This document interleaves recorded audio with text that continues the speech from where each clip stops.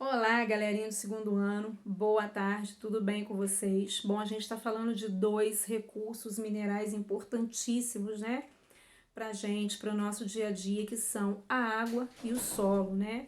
E a gente já falou na outra aula um pouquinho sobre isso e vamos continuar falando aqui, porque nós vimos que o solo ele foi formado a partir o quê? A partir de rochas, né? Rochas grandes. E com a ação do tempo, do vento, da chuva, do sol, ele começa a se fragmentar, ele começa a ficar em pedacinhos pequenos.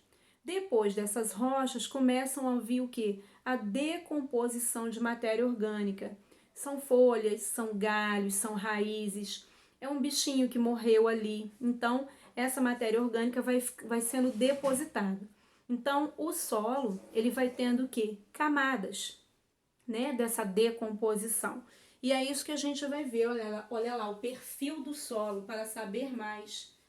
Um perfil do solo é composto de camadas que são conhecidas como horizontes. Nós já vimos, né, na outra aula, esses horizontes são feitos por camadas. E olha lá, cada horizonte é identificado por uma letra. Então, nós temos a letra A, letra B, letra C e, por último, a rocha. Lembrando que a rocha ela estava aqui em primeiro, mas conforme vai acontecendo essa decomposição, ele vai abaixando, né, e vão formando camadas, né, de solo. Por meio de estudos dos horizontes, os estudiosos conseguem classificar os diferentes tipos de solo. Tia Patrícia, tem estudiosos para estudar o solo? Sim, por quê? Tem um solo mais arenoso, né? Um solo que cede com facilidade. Vocês já foram à praia? Já pisaram na areia? Aquela areia cede facilmente quando a gente pisa. Tem um solo que tem mais argila. Então, os estudiosos têm que saber a composição desse solo para quê? Para construir casas, lojas, mercados, farmácias, prédios, apartamentos. Não pode ser num solo arenoso porque pode acontecer o risco de desabar essas edificações, certo? Por isso que tem que ser feito um estudo do solo. E não só isso, a gente também planta, né? Muitos vegetais são plantados no solo, mas tem determinadas plantas que não se adaptam àquele solo. Então, tem plantas que não conseguem, né, sobreviver à areia, tem plantas que não conseguem sobreviver à argila. Então, isso vai depender muito. Por isso que são feitos o quê? Estudos. Saber o tipo de solo ajuda a identificar qual é o mais apropriado para construir algo em cima, ou mesmo para saber se o solo é bom para o plantio. Então, duas finalidades que a gente está vendo aí, para construir e para plantar. Mas o solo não tem só essa finalidade. Em um outro momento, nós vimos o quê? Que recursos naturais são retirados lá do interior do solo, lá do fundo, né? E a gente vai ver isso aí. Depois a gente vai ampliar o estudo. Veja ao lado uma ilustração que mostra quais são os horizontes que compõem o solo. Então, aqui em cima, olha lá. Aqui na superfície nós temos os vegetais que são plantados, né? E depois vão vir camadas, né? Que são os horizontes representados por letras do alfabeto. Olha lá, horizonte A, horizonte B, horizonte C e o horizonte R, que é a rocha, né? Que fica lá por último. Ela já esteve em primeiro lugar, mas conforme, né, a decomposição de material orgânico, essa rocha, essa camada de rocha vai descendo. E olha o mão na massa. Complete a ilustração a seguir, seguindo esse modelo que mostra como são as camadas do solo. Então, vocês vão desenhar uma planta e vão estar pintando de acordo com essa ilustração.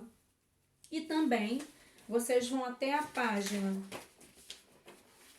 31 do seu material de apoio. Existe um modelo de perfil de solo.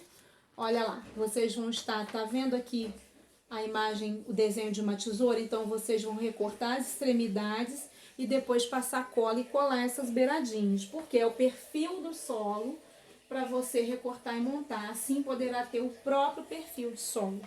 Olha que legal. E será que esse solo gera lucros? Será que o solo é uma atividade econômica? Sim, porque tem a mineração, né? Tem a retirada de recursos minerais. A gente já falou que para essa retirada acontecer, ocorrem impactos ambientais, impactos na natureza, né? Que esse solo depois desses recursos naturais serem retirados, vão demorar anos e anos, porque eles demoram muito tempo para ser para se formar novamente, né? Então são recursos não renováveis, olha lá. A importância econômica do solo. Podemos pensar no solo como suporte para modificações que a sociedade faz no ambiente. Então o ser humano ele vai plantar, né? Ele vai construir, ele vai retirar recursos minerais. Olha lá. Então o que só pode ser feito no solo? Erguemos nossas edificações, casas, lojas, farmácia, mercado, pontes, prédios, né? Plantamos vegetais que serão utilizados de forma direta ou indireta em nossa alimentação. Então, a nossa alimentação, né? A alimentação que chega na nossa casa, ela foi plantada em algum momento, né? Foi colhida. E retiramos os recursos minerais que transformamos em produtos e máquinas que tornam a nossa vida mais fácil e tranquila. Então, lá no interior do solo, nós temos o que? O minério de ferro. Esse minério de ferro vai ser retirado para ser transformado o quê? Em máquinas, né? Que tornam a nossa vida mais tranquila, em máquinas, em equipamentos, certo? Vamos conhecer alguns detalhes das atividades econômicas mais significativas desenvolvidas em relação ao solo. Então, olha lá. A primeira atividade econômica é a extração desse mineral, né? Olha o que podemos encontrar, diferentes minerais no solo. Então, a extração de recursos minerais é uma atividade econômica muito importante, porque vai gerar o quê?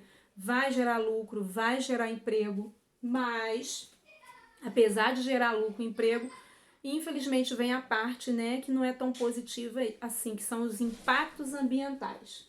Olha lá. Pois a gente depende desses recursos, porém é necessário reduzir os impactos causados por essa atividade na natureza, né? Então tem os prós e contras. Então a gente vai ser retirado esses recursos minerais, né? Vai ser utilizado para fabricar equipamentos e máquinas, mas vai ter algum dano ao meio ambiente, algum impacto ao meio ambiente, certo? E a gente vai continuar falando sobre isso na próxima aula. Um beijão, tchau, tchau.